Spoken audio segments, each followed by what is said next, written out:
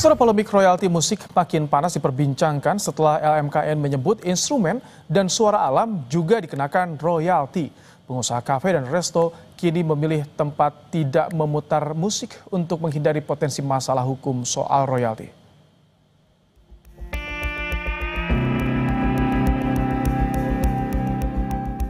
Musik biasanya menghidupkan suasana di kafe atau tempat makan dan memanjakan emosi.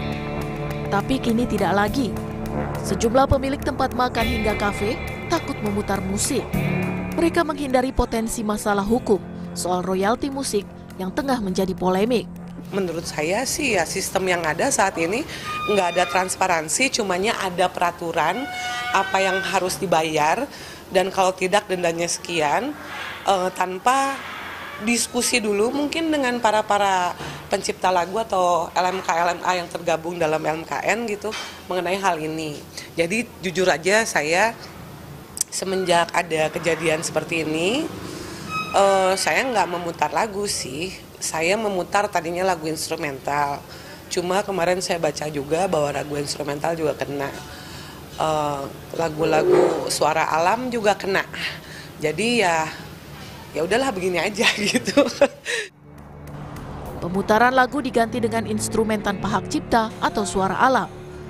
Namun Ketua LMKN Dharma Oratmangun mengingatkan, pemutaran musik instrumen dan suara alam di ruang publik secara komersil juga wajib membayar royalti.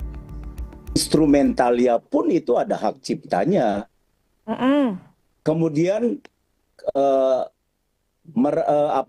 suara alam atau suara burung dan lain sebagainya, itu ada produser yang merekamnya, mau itu badan usaha atau pribadi. Hasil dari rekaman itu disebut hak terkait terhadap rekaman tersebut. Itu namanya produser fonogram.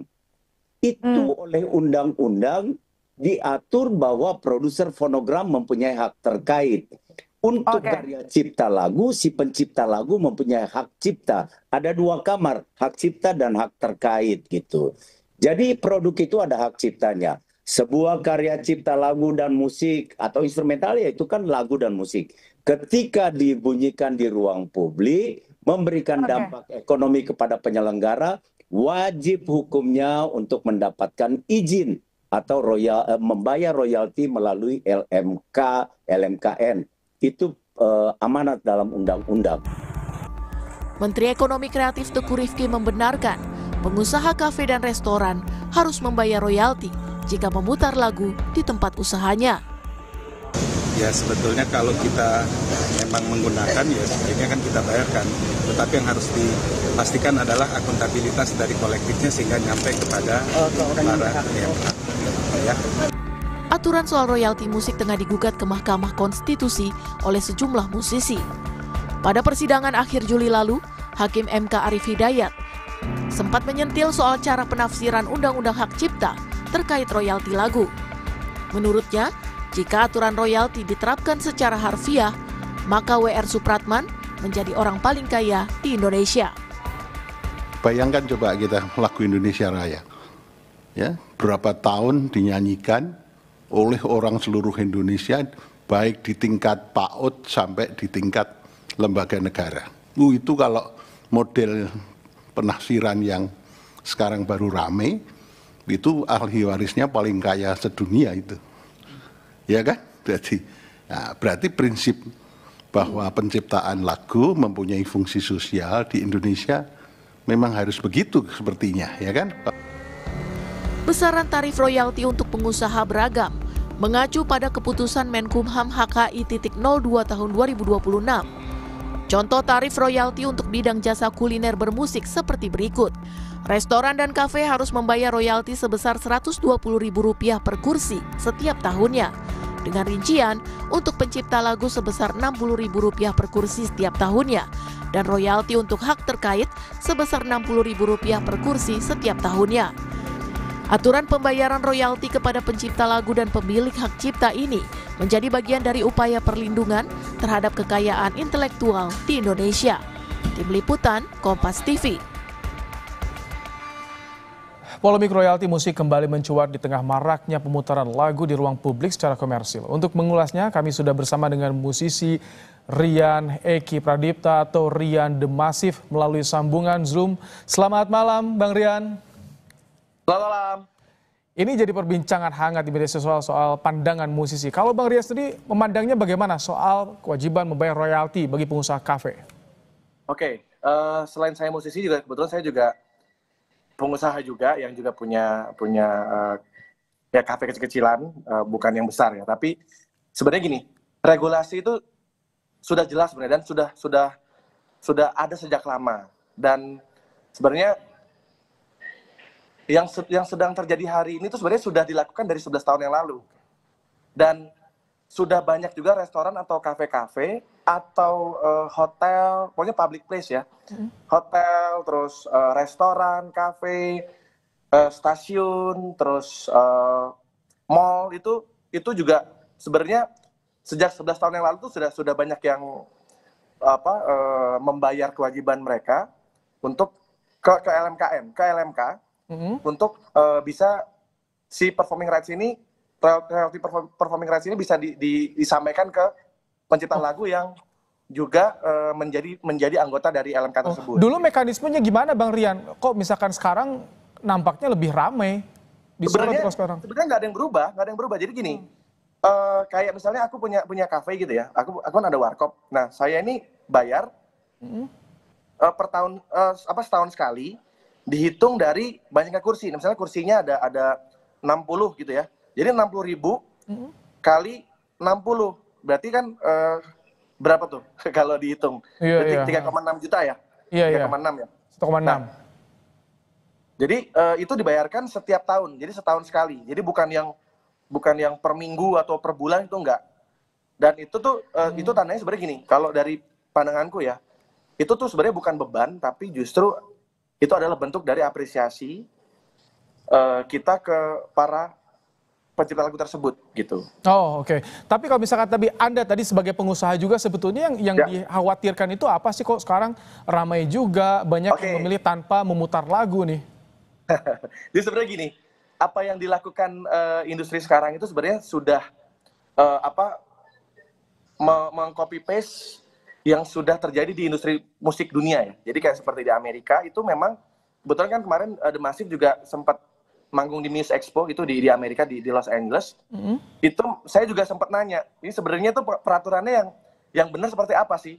Jadi mereka bilang bahwa memang kalau misalnya contoh penyelenggara konser itu yang membayar bukan si penyanyinya, tapi penyelenggaranya yang membayar ke LMK.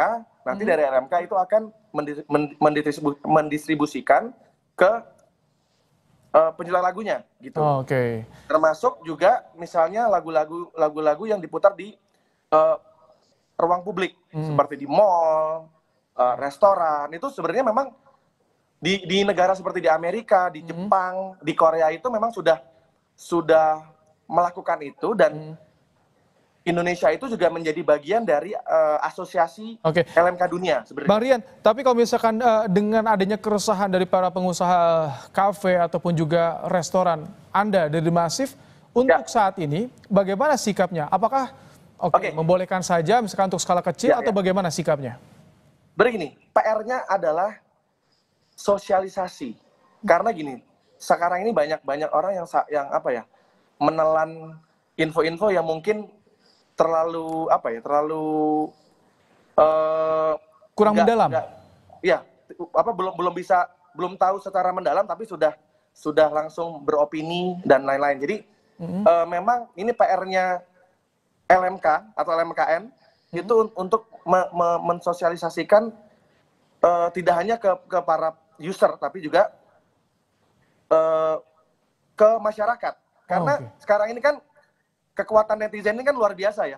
Apalagi kalau sudah dibahas gitu, itu pasti akan menjadi satu hal yang kalau ada orang yang tidak mengerti jadinya malah jadi salah tangkap gitu. Tapi kalau seperti suara alam ataupun juga ada suara instrumen itu masuk juga, harus jadi masuk juga sih.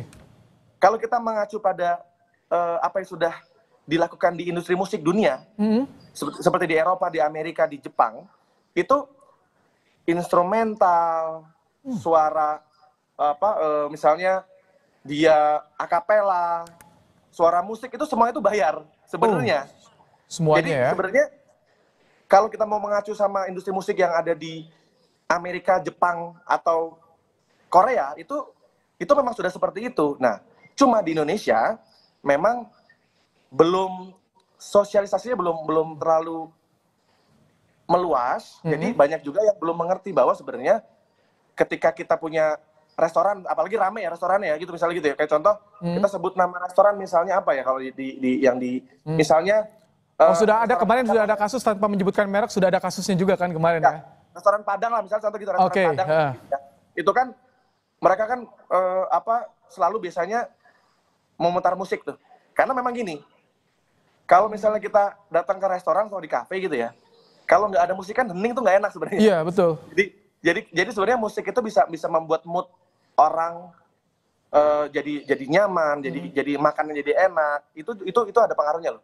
Makanya sebenarnya kalau mau mengacu pada aturan yang sudah dilakukan di industri yang memang lebih besar ya seperti Amerika atau di Korea itu sebenarnya ruang publik, restoran, mall, hotel. Tapi khawatir nggak kalau stasiun. dari musisi sekarang kan ada gerakan ya udah tanpa putar musik, bahkan ada yang ya udah kita putar misalkan musisi dunia yang mungkin dalam bayangan mereka tidak dijangkau oleh LMKN misalkan. Jadi Khawatir nggak? Contoh gini. Kemarin waktu itu ada beberapa band seperti Coldplay. Nah, Coldplay. Jadi kan kemarin waktu itu kan ada openingnya Malik The Essentials. Nah, terus waktu itu Coldplay itu kan dia manggung di Jakarta. Iya. Tapi penyelenggaranya tetap membayar performing rights-nya untuk si pencipta lagunya Coldplay, yang dimana juga yang bikin juga Chris Martin juga dan teman-teman. Itu melalui LMK itu tetap mengkolek. Oh, okay. Nah, karena LMK itu adalah masuk di asosiasi LMK dunia, jadi dari LMK yang ada di Indonesia itu akan disetor ke LMK yang menaungi Internasional ya. Lagu-lagunya Chris Martin dan teman-teman. Oh, oke. Gitu.